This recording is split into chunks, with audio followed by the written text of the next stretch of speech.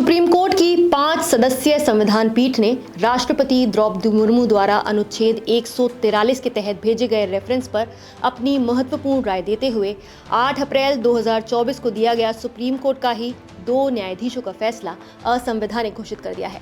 उस पुराने फैसले में कोर्ट ने राज्यपाल और राष्ट्रपति के लिए बिलों पर निर्णय लेने की सख्त समय सीमा तय की थी और कुछ बिलों को डीम्ड असेंट यानी कि स्वतः मंजूरी मान लिया था।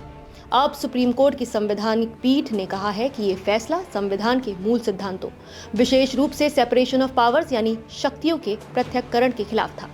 इस संवैधानिक पीठ में शामिल थे मुख्य न्यायाधीश BR Gavai, justice Suryakant, justice Vikram Nath, justice PS Narasimha और जस्टिस AS चांदोरकर। दरअसल ये मामला सुप्रीम कोर्ट में तब आया जब तमिलनाडु सरकार ने शिकायत की थी कि राज्यपाल विधानसभा द्वारा पारित कई बिलों को लंबे समय तक रोक रहे थे, जिससे शासन में बाधा आ रही है। इस पर 8 अप्रैल 2024 को सुप्रीम कोर्ट की 2 न्यायाधीशों की बेंच ने कहा कि राज्यपाल 1 महीने के भीतर फैसला करें, राष्ट्रपति 3 महीने में निर्णय दे, देरी होने पर बिल को डीम्ड असेंट मान लिया जाएगा। लेकिन सरकार और कई राज्यों ने कहा कि ये फैसला संविधान के खिलाफ है, इसलिए राष्ट्रपति मुर्मू ने सुप्रीम कोर्ट से सलाह मांगी।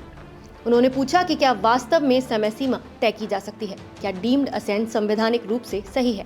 आपको बता दें कि डीम्ड असेंट का सीधा मतलब है कि अगर राज्यपाल और राष्ट्रपति किसी बिल पर समय पर जवाब नहीं देते तो ऐसे में उस बिल को मंजूर मान लिया जाता है। राष्ट्रपति मुर्मू ने इस मामले में 14 सवाल उठाए थे। क्या थे वो सवाल और सुप्रीम कोर्ट ने उनका क्या जवाब दिया, चलिए आपको बताते हैं। राष्ट्रपति ने पहला सवाल पूछा कि जब कोई बिल आर्टिकल 200 के अंतर्गत राज्यपाल को भेजा जाता है तो राज्यपाल के सामने क्या क्या विकल्प हैं।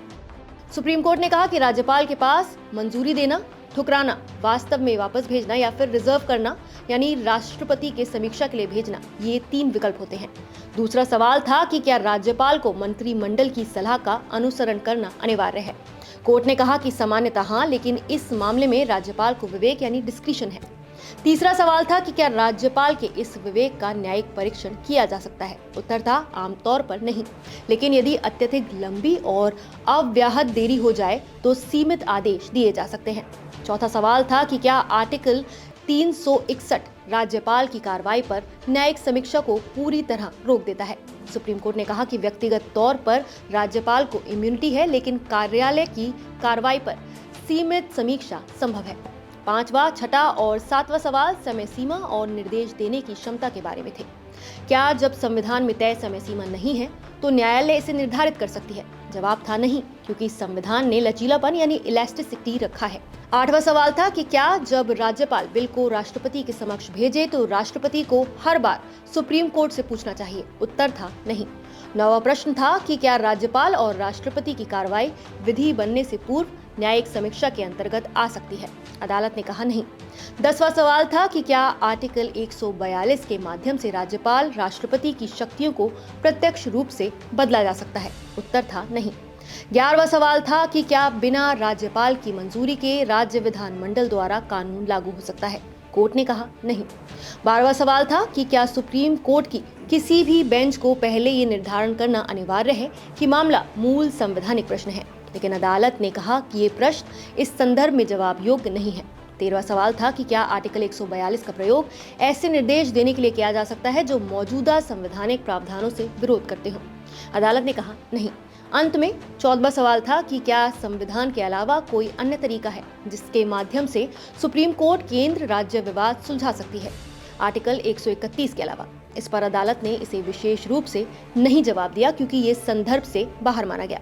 इसके साथ ही ये भी तय हुआ कि 8 अप्रैल को दिया गया फैसला असंवैधानिक था। इन सवालों जवाबों से ये स्पष्ट हुआ कि सुप्रीम कोर्ट ने कहा कि राज्यपाल और राष्ट्रपति के सामने बिलों के संबंध में विकल्प हैं। समय सीमा न्यायालय नहीं लगा सकती, डीम्ड असेंट स्वीकार्य नहीं है, लेकिन यदि लंबे समय तक अनुप्रेरित देरी हो जाए तो सीमित न्यायिक हस्तक्षेप संभव है। 5 न्यायाधीशों की संविधान पीठ ने स्पष्ट कहा कि अदालतें ना तो राज्यपाल और न ही राष्ट्रपति के लिए समय सीमा निर्धारित कर सकती हैं, क्योंकि संविधान इस मामले में लचीलेपन का सिद्धांत अपनाता है। हालांकि कोर्ट ने यह भी कहा कि यदि राज्यपाल जरूरत से ज्यादा या बिना कारण बताए देरी करते हैं तो न्यायालय सीमित दखल देकर केवल इतना निर्देश दे सकता है कि राज्यपाल उपलब्ध संवैधानिक विकल्पों से किसी एक पर निर्णय ले, लेकिन अदालत ये नहीं बता सकती कि निर्णय क्या होना चाहिए। साथ ही अदालत ने कहा कि डीम्ड असेंट का विचार राज्यपाल और राष्ट्रपति दोनों के संवैधानिक अधिकारों का अधिग्रहण है और ये न्यायपालिका द्वारा कार्यपालिका की भूमिका छीनने जैसा है। अंत में सुप्रीम कोर्ट ने यह भी स्पष्ट किया कि राज्यपालों को अवरोधक रवैया अपनाने की बजाय संवाद का रास्ता अपनाना चाहिए, क्योंकि भारत सहकारी संवाद का देश है और बिलों को अनिश्चितकाल तक रोका जाना जनता की लोकतांत्रिक इच्छा का दमन है।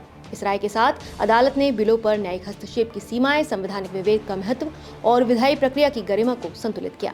ये फैसला केंद्र राज्य संबंधों, राज्यपालों की भूमिका और संवैधानिक प्रक्रियाओं की समझ को काफी प्रभावित करने वाला माना जा रहा है। ये मामला अप्रैल के विवादित फैसले से शुरू होकर 2025 में राष्ट्रपति के रेफरेंस, अगस्त और सितंबर 2025 की सुनवाई और अंततः 20 नवंबर को दिए गए इस महत्वपूर्ण निर्णय तक पहुंचा, जो अब आने वाले वर्षों में संवैधानिक व्याख्या की दिशा निर्धारित करेगा।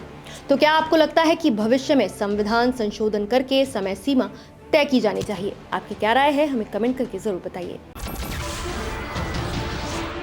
नमस्कार, मैं हूं मानक गुप्ता।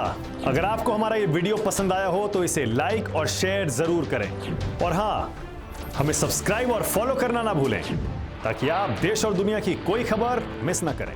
तो जुड़े रहिए हमारे साथ और देखते रहिए न्यूज़ 24।